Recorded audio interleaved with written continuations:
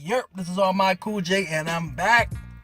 This episode is called Role Models, and it was inspired by, a couple of videos I see trending lately, and it brought to my, what do I want to say? It brought to my attention that it seems like the roles have now switched between these kids, between boys and girls. Like, the boys are real feminine now, damn near soft, and the girls are tough as shit. I'm more scared of a group of girls walking down the street than a group of guys. That's how quickly that shit has changed. Now, fellas, young boy, I don't care if you have an AK-47 pointed at me and you're waving it all crazy and shit. I don't give a shit if that comes with a high-pitched raspy voice and you got pink hair and some fucking nail polish to match it. I'm just not believing you. I'm not gonna take it seriously. You might as well shoot me because I'm gonna get these jokes off. Like I stated earlier, I'm more scared of these girls. They're lit. Like, the talking I see all these fucking boys doing lately, man, I see girls just pop off now. And it used to be reversed, and that's real sad. So, let me get into this. You know, we're in the pink subject. Now, I was born in the late 80s, early 90s, so that means I grew up around the era of the pink. I grew up in the pink era, where it was the pink, I grew up in the pink tea era, not the pink era. That's that white chick that does those good songs, but that's not the same era I'm talking about. I grew up in the pink tea era, you know, Dipset all day. That was horrible, shitty attempt. Won't be doing that again. And a purple tea if you were from Harlem, because you knew a little bit more. Also, the pink polo era, if you caught on to Kanye when he was back in the Chi-Town days, before he got with this Kardashian shit. Those are the eras that I was mostly around for. That's what I grew up in. And, yeah. Now, I can't comment too much on the clothes that these kids wear that much, only because I was wearing clothes 1 times my size, like a size bigger. So, like, if I was a large, I was rocking an XL or a 2XL. But, mostly an XL. Now, if you're like, yo, that's not that big, motherfucker, I was fat. Now, compare me to the other people that were wearing clothes 3 times their size, like Jenko jeans. God damn, I just gave away my age. If you know what Jenko jeans are, you're old. But if any young kids listening to this, look it up. It's on Instagram. You're gonna fucking die. It's like a complete opposite, because baggy clothes were in back in the day. Super baggy clothes are in. And now, the new trend is the skinnier the jeans, the more cooler you are. So I'm not gonna get too crazy into that, but where I'm gonna take it to is, when wearing pink was a big deal, the buck stopped at clothes. Now, I wore all pink tees. I had white. What was that brand? I had Mesquite. You guys remember Mesquite brands? I had a dope white shirt with a pink mesh on it. But the creme de la creme when I was in this pink era was my pink 8s, my pink Space Jams. The Bugs Bunny ears, those shits were dope. That's where I'm taking it to. Like, you weren't fucking with me. You weren't telling me anything about those. I was just on point with those, and you couldn't tell me nothing. All right. Now this pink scheme has been pushed to like a whole different degree. It's more wild. It went beyond clothes. Now we're talking about pink hairstyles. We're talking about fucking wild nail colors. When did that become a thing? Like, before, back in the day when I was growing up, we had goth kids, right? And the most they did was eyeliner. No, I'm not gonna lie. These goth kids, I think they painted their nails black now that I think about it. But black is type of a manly color. Like, if you come through with the rainbow set fucking nail polish and you're trying to talk to me like you G'd up, I'm not gonna roll with it. You lost me with that one. But to go with this new pink ensemble that they now do, this extra shit, now these kids are sounding mad sassy with extra eye roll emojis. Like, yo, that shit is like way too much. And it just has me thinking, like, yo, what happened? Now, For those that be like, yo, I have the answers. I know what you're gonna say, and no, we can't blame Young Thug for this. I don't care that he wore a dress in his Jeffrey album cover, because Andre 3000 was wearing skirts, and I'm about to lose my hip hop card with this one. International Players. Yeah, he was rocking the kilt. Yeah, I almost forgot that one. You guys could have fucking checked me with that one in the comment section. But yeah, they're just a little bit extra nowadays that I can't blame Young Thug. As I stated, I'm gonna blame these deadbeat daddies that didn't stay in these kids' lives, or the dads that did stay in these kids' lives but didn't pay them any attention.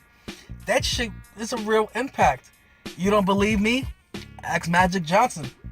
How's it going for him and his son? Because they don't look like they have the closest relationship. I know you like that pause there, but I'm not insinuating anything else. I'm just saying they don't look like they have the closest of relationship. Don't try to fucking come at me with something else. I know what you motherfuckers want to say, but I'm not taking it there. Alright. Random fact. Mexican jumping beans jump to get out of the sunlight. Mexican people jump over the border and hide to avoid the spotlight. The only reason this came up is because of Cinco de Mayo. And also, Charlemagne told me, and a couple other people that commented on my last podcast. I love criticism. People say that I sound monotone. People say I'm like, yo. And I understand that. And I enjoy it. My cousin told me that shit. I have much love and respect for him. And Charlemagne told me that if your shit is not entertaining or educational, then what's the point of doing this podcast? Well, y'all motherfuckers just got educated, because that's a real motherfucking fact. Moving on now. Now, back to role models. I didn't have the best role model. Growing up, I looked up to drug dealers. I looked up to rappers telling me to kill people that feel that they disrespected me. You know, I grew up to Wu-Tang. I grew up to Mano. Grew up to Biggie, Jay-Z kicking the door, waving the 4-4. Also, if you're listening to this beat that I've chosen in the background, which is the Eminem beat, I'm not going to tell you the song. If you're listening to this shit, I want you to look it up. It kind of has to do with the title too. But that's a wild ass song too. Me stating this, I just want to point out that I'm lucky that I'm not incarcerated right now. There might not be an All My Cool J out right now, even though when I first pulled out this name, somebody already had this name. But fuck that person, because they're not as popping as I am. But back to the message. My parents did teach me morals. I knew right from wrong, and I'm grateful for that. Even though it still didn't stop me from making bad decisions, but I still had to learn. I kind of felt like C from A Bronx Tale. Like, that's a tricky question. When I say I kind of felt like C from A Bronx Tale, I meant the character, not necessarily the actor. The irony in that shit. You gotta think about it. You gotta really think about that shit. That the actor that grew up on this shit, that grew up on that movie, that played that character, read the script, and didn't apply any of that shit to his life. And he ended up throwing his life away. I think I heard him in a podcast not that long ago. He might be getting his shit back together about life lessons. You live and you learn, as I just stated. But it's just good to see that. I feel good. Me dropping this shit right now, like, I wouldn't be here if I went the other route. Like, me following my dream has to do with role models as well too. I'll get to that later. Like, I got a special person to shout out for that too. And it's real. Now, me saying all of this makes me question, who do these kids look up to? Like, I want to meet that kid that has Barack Obama's speech bumping on their Spotify, because he got bars. You gotta listen to his shit. Like, that they can listen to Barack. They can listen to some hood shit, because that's what I was doing. I was listening to like the Locks and shit. So they can listen to their Young Thug and their 21 Savage, but still have Barack there, and still decipher like Kendrick bars and Jermaine bars. You know, I like Cole. Cole is like a huge fucking mark for me. I listen to Cole for like every time I write for these episodes. I always got J. Cole in the background because it's just like, why not? It's just dope. But that's what I want to know. Like, yo, I'm like, I want to see those kids that diversify their music like that. Like, I know people that just listen to that like that ratchet shit, like Chief Keef and shit. And Chief Keef, please don't shoot me. But it's just like, man, you need to like diversify yourself. Like at 12 years old, I was bumping Nas, I was bumping Jay-Z, I was bumping some pretty woke shit, some real life shit. Like Jay-Z and Nas was like, yo, yeah, we were tough guys, we act as tough guys, but we also fucking know we can be killed too. Nowadays, it doesn't seem like these kids know that. They believe like they might be invincible or some shit until you fucking shoot them. But that's what I want to know. I'm looking for that other kid that like is already somewhat enlightened. It's wild. Just like it's just wild. Now, going on to the ladies. Yeah, I'm not off the hook off this one either. Single moms, especially, right? Y'all gotta get these little bastards in check. Pun intended. If you get pregnant by a 20-year-old something male, and he has the mental capacity of a 15-year-old, you might be a pedophile. I'm just saying. Like, let that sink in. Like, I speak from experience when I'm saying, well, not the pedophile experience. I'm speaking from, like, if you're a single mom or if your kid comes from a broken family, I come from that experience because I technically come from that family. I didn't have that. What's that Banks line? If you grew up with your mother and your father, you're spoiled. Well, I was spoiled. And even though my parents stayed together, my dad was cheap, so we still were going to be spoiled. But, as I was stated, I speak from experience. I used to run with criminals. I used to be with gangs all the time. I used to look for acceptance because I used to be neglected a lot. So it's important, ladies, and I don't want to make it seem like it's just about ladies because it's about fellas too. But we're keeping it on ladies right now. Like, y'all don't know how crucial y'all are to this. Like, if you're a single mother and you got a son or you got a daughter, you're like the first role model for your kids. Like, you're the example. It's very crucial, especially daughters, right? Like, I see this so often, and like, yo, really? You got your 9-year-old kid listening to No Frauds, checking out the fucking the Nicki Minaj video of her twerking her ass and shit, and you expect your kids not to replicate it? I grew up watching RoboCop as a child, and you know what I did when I went outside? When I used to play cops and robbers or like shoot it up with guns, I held my gun like RoboCop. So you really think your kids aren't gonna be out there twerking and shit? Or you got your son listening to like this hardcore rap shit, listening to music about Molly's a Percocet? You might be raising a future fiend. I'm just saying, because if I keep hearing about Molly's and Percocet as a kid, and I'm influenced by that shit, I might go try Molly's and Percocet, because when I was listening to my shit, I was like, hey, I want to go shoot off a couple of guns. It's important. So like I'm saying, like, yo, interact with your kids, ladies, men, especially men. Interact with your kids. Put your phone down.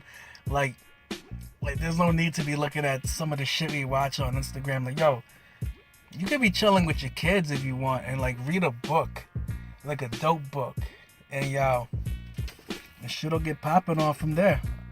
Like, this is real facts. The reason I say these dads aren't off the hooks is because of TLC. Now, ladies, if you're dating a scrub, then your son might grow up to be a scrub. Fellas, if you are a scrub, your daughter might want to hook up with a scrub because she might think those are goals. If my daddy's a low down piece of shit, then I gotta get with a low down piece of shit. It's a cycle, right? That's that line. It's a circle, no corners, it's a triangle. Not like, no, I got that wrong. It's a circle. It's no corners, like a triangle, like a circle. So it's a vicious cycle. Let's say you guys, it takes a village to raise people too. I'm a part of this too, even though I'm not really a role model like that. So can you please tell your kids to stay off my page? Because it worries me when I drop these episodes and I drop little clips for like Instagram, like my promo clips for Instagram, and I see kids liking my shit. It kind of scares me a little because it's really not intended for them. And it makes me wonder, what the fuck are your parents doing? And why aren't they watching your little ass listening to my shit right now on Instagram? Because the first thing, those promo clips are about a minute long and they're like not even 10 seconds. I'm in there like, what the fuck? So it's just wild. As I just stated, I'm not a role model. I'm far from it. I look at my friends, I look at my family. They kind of set that bar for me to know what a good role model is. Like, we all got our flaws and shit, our defaults and everything. I totally understand it. But I look at everybody for that shit. First person I really look at is my brother. My brother, like, how can I say this? I don't want to, like, downplay my parents like that because my parents did the best that they could. But my brother really gives his kids opportunities. Like it's crazy. He does shit for his kids that my parents weren't even thinking about doing like that. It's just amazing. Like, oh, I only want my kids in the best school when my parents are here. And don't get it twisted. Like, we're first generation. I'm first generation born in America. My parents immigrated here, so they weren't really on that I want the best for my kids shit. It was more like, we need to get our shit together so we can start building, and I love him for that. But my brother, one of my role models, I look at him for that shit. And then, like, he sets the tone, so when I start to have kids, he's the bar for me, and that's where I got to take it off from there, right? The next person I got, the next people I got is the Supreme family. Those are, like, my cousins. They know who they are. And, like, they just showed me a route that, like, I've never seen, like, achievable, like, possible. Like, I don't know how to put this. My bad, I just got distracted by somebody walking by. But they just showed me a route that I didn't feel like it was achievable. It wasn't possible. The way me and my crew were going, we wanted fast money. That's the only way we saw it. Like, school was for suckers. Like I just stated, a Bronx here, school was for suckers. The working man is a sucker. I was like on a whole different destructive path. It was just wild. But my cousins, my cousin Jeanette, I think she's the first person that, and my family that I know, that went to college, graduated college, really followed her dream. She's pursued her career, and that's exactly what she wanted to do. I got my other two cousins, John and Steve. They fucking, my cousin Johnny, he used to pull up with fresh whips. Like every time he pulled up with his cars, people would be like, yo, what kind of weight is your cousin moving? And I'm just there like, yo, my cousin don't move weight. Like, he gets his money legit. Like, it's just wild. And my other cousin Steve, like, I fuck with my cousin Steve, because he was just like, he was kind of like, well, I can't say he was kind of like me. That nigga was too pretty for this shit. I nigga used to be a model. I wasn't even on that shit. But, like, education back-wise, like, he was, like, smart enough to know some shit and, like, make it work. And it's really working great for him. So, yeah, the Supreme family, man, yeah, even though we don't talk like that, or when we do meet up, I still don't talk like that. Everybody thinks I'm antisocial. But I just like to sit back and peep shit, and it's great. Next runner up, my buzzo, Craft King Cav. Now, how can I put this? Shit, how can I really put this? He's the definition of do whatever the fuck you want. Follow your dream. No is not an option. I don't want to hear that shit. Who says I can't do that? I'm gonna go do that shit just because you told me I can't do that shit. And I fuck with that mentality. I've never seen that mentality ever in my fucking life. And he fucking does it each and every fucking time. And it's wild for it. Like, I've never seen him, like, he's one of those niggas that you could be like, yo, do you think you could do open heart surgery? He'll be like, line up the patient right away. Like, he doesn't play around with that shit. And I truly fucks with him for that. Mostly because, like, he really put me on to different shit. Like, I grew up in the hood shit, and he exposed me to different shit. And I had to be there like, you know what? There's more to my hood. There's more to me than my hood. And, like, there's this whole world. Like, before him, like, how can I state this? I know I say that a lot. I know some people get annoyed with that. But I used to run around with a camera when I was younger, like in junior high school. Like, if you follow my page and you really know me like that on Instagram, then you know I take some dope pictures from time to time. Everybody always asks me for, like, to be hired, but I don't take advantage of that shit, right? Now, I've been taking pictures on disposable cameras, you know, those. Alright, you ready? Here goes your picture right now. Click. Now, a disposable camera, kids, is a regular camera. No, I can't even say that because you fuckers use your phones. It's this prehistoric device that came before phones. They used to capture moments in time. It's me saying that, yeah, junior high school used to run around with a disposable camera taking pictures of shit, and I never knew that would lead to something bigger that I got into, that I'm sort of getting into, but yet not, which led me to getting to this. Now, don't get it twisted. I've been trying to get into entertainment for the longest, and I've always felt that I could do it. I just fucking chose not to. Uh-oh. I might be dealing with some police here. Okay. Let's pause this. Where was I? Entertainment. I always felt like I wanted to get into entertainment. If you knew me when I was younger, I liked to make beats. I like to rap. I used to like doing all this wild shit, right? Now, entertainment has always been something I've been trying to pursue, but it wasn't until I linked back up with my cousin, and he started showing me these videos, and it was Eric Rodriguez video, because I used to be into blading. I still kind of am, but not fully dedicated as I used to be.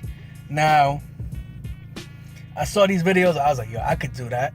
So what did I start doing? I started chilling out with my cousin. We would go out, and I started recording shit, and I started editing. Now, never went to school for this, never been taught for it, never been taught any of that shit, and I just fucking did it anyway, which makes it great for a first timer. And from there, it kind of like took off. So my cousin Craft King, fucking tongue twister ass shit. My cousin Craft King Cav is like responsible for like a lot of this shit that I'm doing right now, and he might be the reason why there's like even an On My Cool J podcast, because like originally it was supposed to be like it was supposed to be like, this podcast was supposed to be like a bunch of us back in the day, and like it's kind of down to like me right now, and like there's Jess and there's Sam and then there's Kat, but like everybody's schedules conflicts, and then I got like future people that I want to hook up with, where I got my homie Sims. When I get Sims on this shit, y'all are gonna love him. Jess, I want Jess on my shit more. Y'all are gonna love her.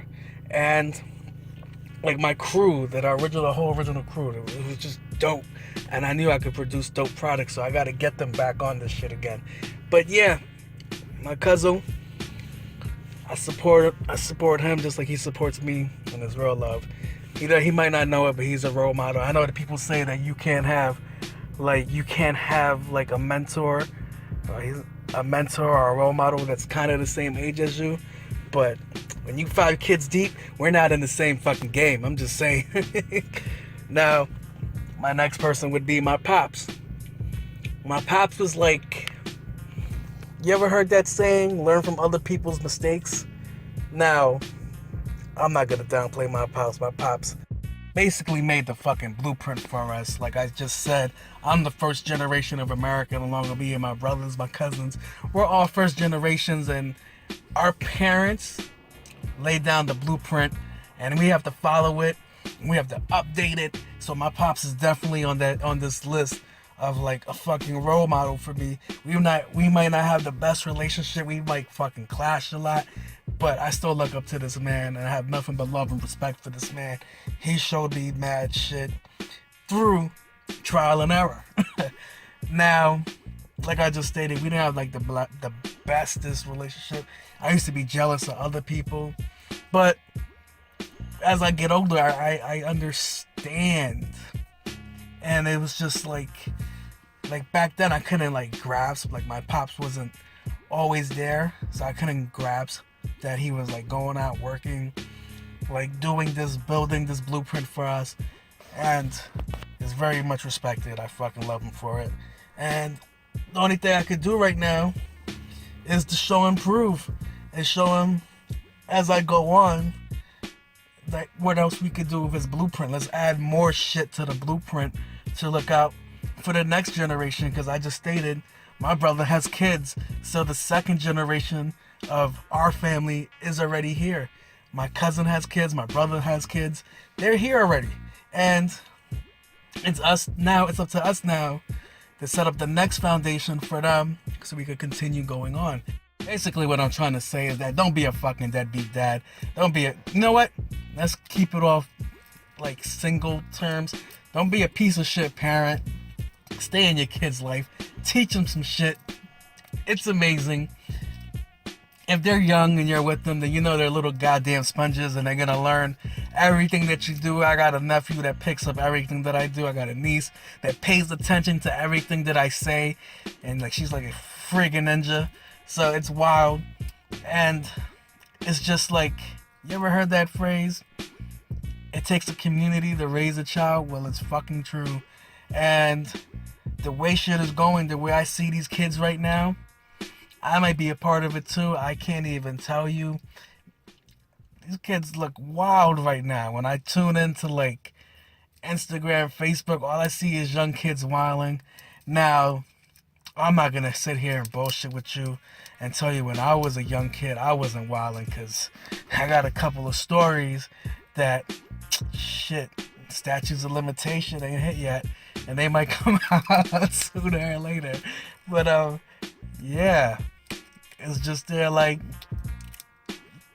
everything. How can I put this? Because of fucking technology, everything's recorded, broadcasted. It just makes it easy to influence other people. There's more ratchet shit on the internet going on than there is positive shit on the internet going on.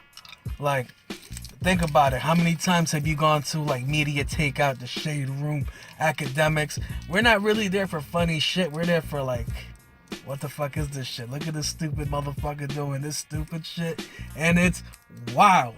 Now, this has been basically role models. I tried to I kept this short because I didn't want to get full into details, because me writing this, even though it's compressed into like this might be 30 minutes, no more than 35 minutes, but I really wrote like maybe 20 pages for role models, and I'm not gonna lie to you guys, I'm lazy as fuck. I didn't feel like editing 5 hours of material for this podcast, and it's just like I had to skim shit, I had to cut shit. I was gonna get into details. I was like, you know what, let me just hold off. When I get my studio, y'all gonna love it. Then I'll start doing those hour podcasts, those 2 hours to 3 hour podcasts, if that's what y'all want. But yeah, this was kind of hard for me to write. It literally took me. This was hard for me to write, and this was hard for me to put out. And like, I wanted to get more in depth into shit, but we're not gonna take it there. I gotta get approvals. I gotta make sure I don't get sued. I got all this wild shit I gotta go look out for. Now, this has been Role Models. I'm on my Cool J. If you like this, please comment, share, subscribe. Peace, and I'm out.